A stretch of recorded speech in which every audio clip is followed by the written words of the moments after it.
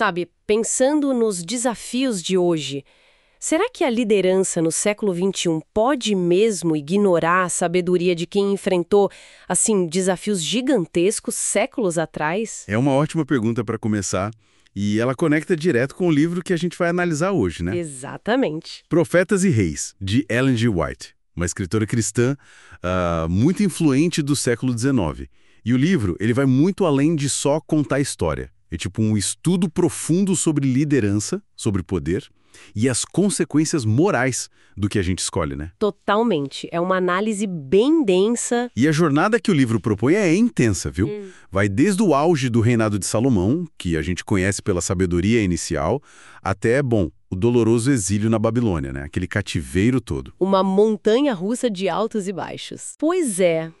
E o interessante é que descrevem como um laboratório extraordinário, onde dá para ver em detalhe as causas, os efeitos das decisões dos líderes. Ok, vamos examinar isso mais de perto. O fascinante aqui é como esses padrões históricos, sabe? Eles ecam muito hoje em dia. Como assim? Bom, a ascensão e queda de nações, esses ciclos de corrupção e depois reforma, o peso da influência dos líderes, essa tensão constante entre querer prosperar e manter integridade. Nossa, são dinâmicas muito atuais. É quase um espelho, né? Exato.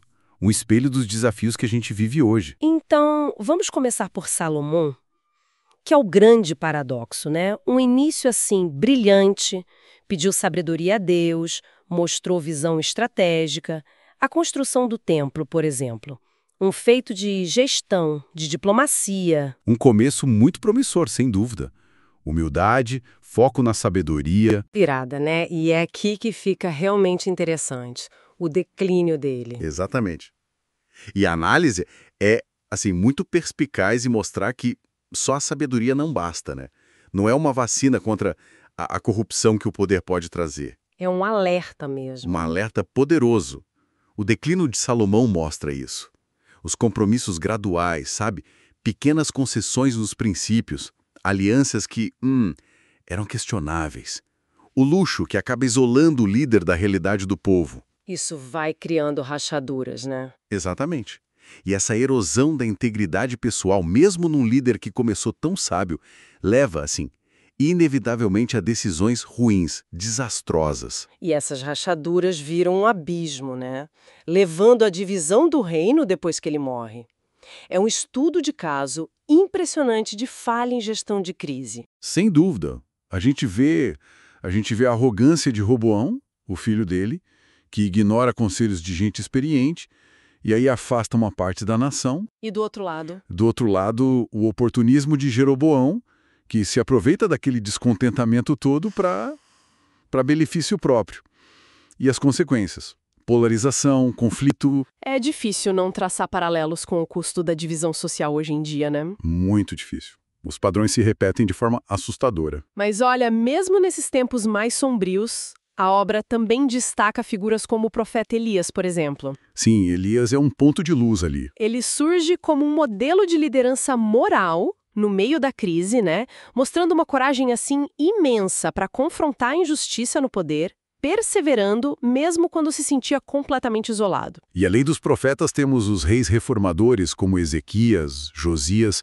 São exemplos muito inspiradores de liderança transformacional. Como assim transformacional? Eles mostraram que era possível, sim, reverter aquelas tendências de declínio. Promoveram reformas profundas, restauraram padrões éticos, mobilizaram o povo, investiram na educação, no conhecimento dos princípios divinos. Ah, interessante. Isso levanta uma questão importante. Será que a renovação é realmente possível, mesmo nos cenários mais complicados? A obra sugere que sim. E é bom notar, né? A própria fonte destaca isso. Embora a análise da Ellen White seja profundamente espiritual, os princípios de liderança que ela traz são universais. Exato. A obra dela busca iluminar as narrativas da Bíblia, fortalecer a fé, mas não substituir os textos bíblicos. E não é só para um grupo específico, é para todo mundo que busca sabedoria, não importa a fé ou a origem. Exato. A ideia central é tirar lições práticas, que valem em qualquer tempo, atemporais mesmo. Pensando nisso, então, o que tudo isso significa na prática? Como a gente pode, assim, destilar as lições mais diretas dessa jornada histórica toda? Bom, a gente pode sintetizar alguns pontos-chave, né, para quem lidera organizações hoje. Primeiro, integridade não é negociável. Segundo, desenvolver as pessoas é crucial. Terceiro, a visão de longo prazo tem que superar o ganho imediato. E quarto, planejar sucessão para evitar crises futuras. E para a governança, para a política? Aí a estabilidade vem com justiça social, com responsabilidade, com valores que são compartilhados pela sociedade. E no nível pessoal, desenvolver o caráter significa o quê? Construir resiliência contra a corrupção, liderar pelo exemplo, com coragem e, às vezes, sacrifício pelo bem maior. Nossa, a aplicação hoje parece imensa. Líderes de empresas aprendem sobre crescimento sustentável, ética nos negócios, gestores públicos encontram modelos para governança eficaz, combate à corrupção. Educadores podem usar esses exemplos para formar caráter. E para todo mundo, né? Fica a análise desses padrões de poder, a importância da liderança moral em tempos de crise.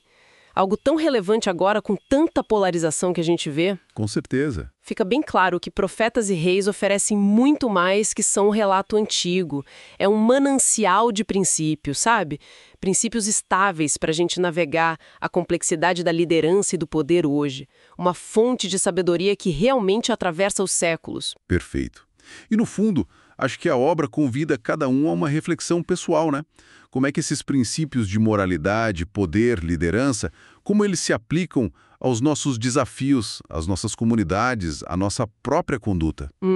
Como a gente pode usar essas lições, sabe, individualmente e como grupo, para construir um futuro talvez mais justo, mais íntegro. Fica a pergunta. Uma ótima reflexão para a gente levar. Esperamos que esta análise inspire justamente isso, reflexão e aprendizado.